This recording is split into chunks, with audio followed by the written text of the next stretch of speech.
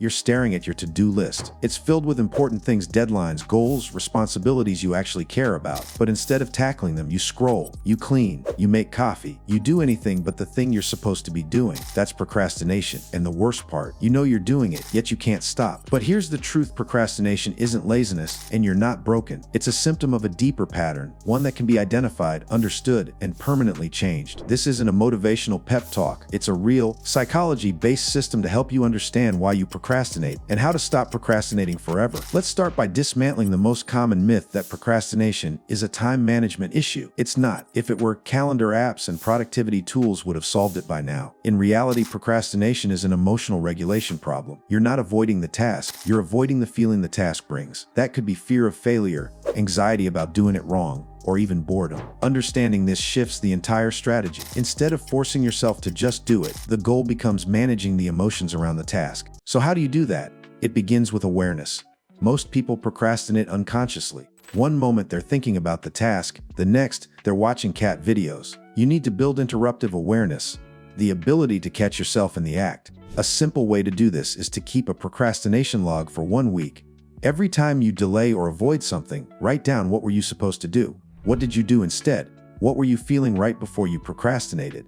You'll start seeing patterns. Certain tasks you always avoid, triggers like stress or perfectionism, or even times of day where procrastination peaks. This data is gold, because once you understand your pattern, you can begin to break it. The next step is to reduce resistance. One of the biggest causes of procrastination is a task that feels too big, too vague, or too overwhelming.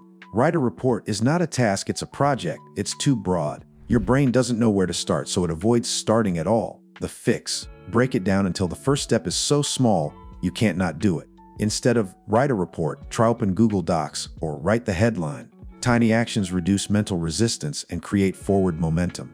This is the principle behind the 2-minute rule, popularized by David Allen. If a task takes less than 2 minutes, do it immediately. But even better, if a task takes longer, start it in 2 minutes. Tell yourself, I'll work on this for just 2 minutes. Often, that's all you need to get over the activation energy. You start writing, and suddenly you're 20 minutes in. Action creates motivation, not the other way around.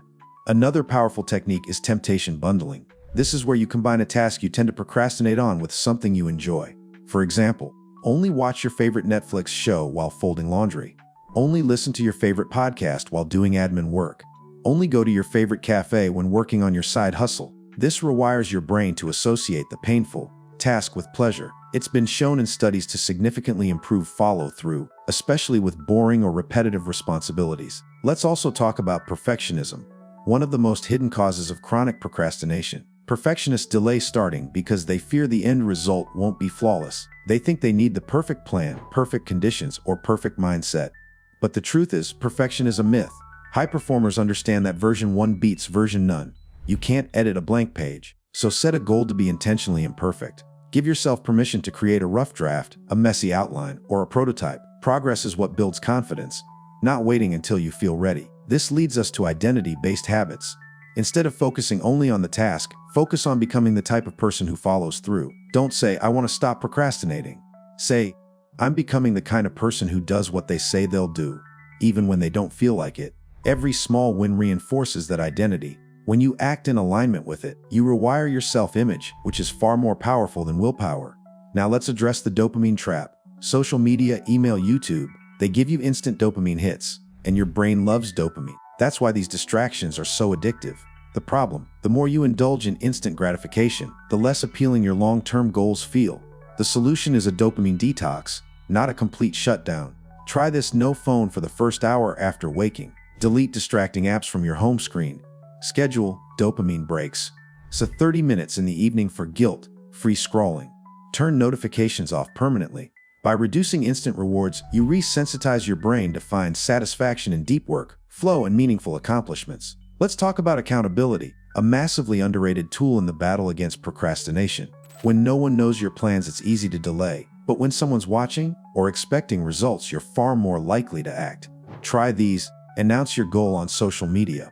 Join a co-working session or focus group. Text a friend your daily priority and report back at the end of the day. Even better, use consequence-driven accountability. For example, commit $50 to a friend and tell them to donate it to a cause you hate if you don't follow through. Suddenly, procrastination isn't just a personal decision. It has real stakes.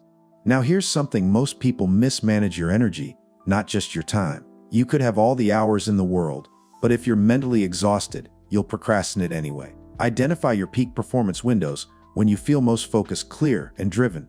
For most people, this is within the first 2-4 hours after waking. Use that time for your most important, avoided, or mentally demanding tasks. Don't waste it on email or social media. Save lower energy periods for admin, errands, or breaks. The key is to match task type to energy level. Now let's dive into rewards and reinforcement. Your brain learns best through feedback. When you finish a task you've been avoiding, don't just move on, celebrate it. Literally. Say out loud, "I did it."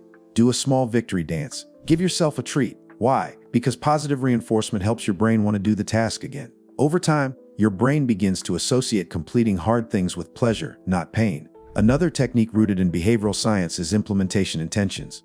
Instead of vague goals like, "I'll work on this tomorrow," make specific if-then plans. If it's 900 a.m., I'll open my project file. If I feel like procrastinating, I'll do 5 push-ups and restart. A study showed that people who create clear implementation intentions are up to 300% more likely to follow through. Let's not forget the importance of environmental design. Your environment either nudges you toward action or temptation. Want to write more?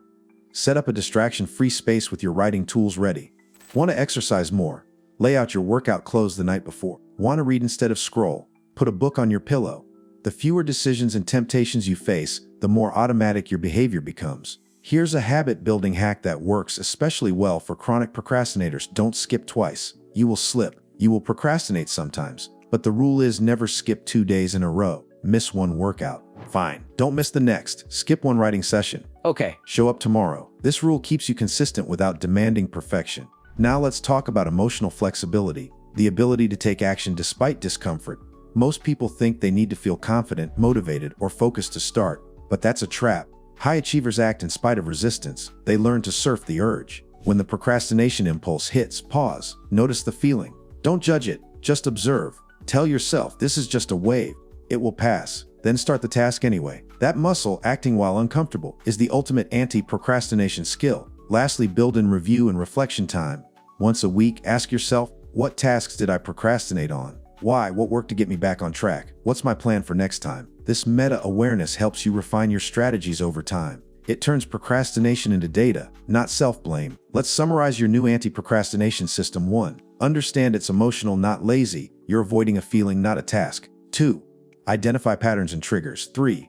Break tasks into micro steps, make them stupidly small. 4. Use the 2-minute rule, just start. 5. Bundle pain with pleasure. Use temptation bundling. 6. Progress beats perfect. 7. Build an identity of action. I'm someone who follows through. 8. Reduce dopamine distractions. Detox your attention. 9. Add accountability, tell someone or raise the stakes. 10. Use your energy wisely. Do hard tasks during high focus windows. 11. Reward yourself. Celebrate small wins to reinforce habits. 12. Use implementation intentions. Plan the when, where, and how. 13. Optimize your environment. Set up friction-free workspaces. 14. Don't skip twice. Momentum matters more than perfection. 15. Surf the urge. Take action despite resistance. 16. Reflect weekly. Turn mistakes into insight.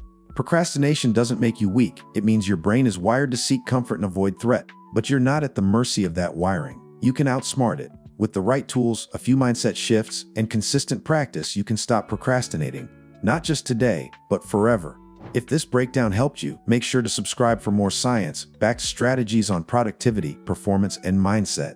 And remember, your future self is counting on you to act today, not tomorrow. So do one small thing right now, and let it be the spark that starts everything.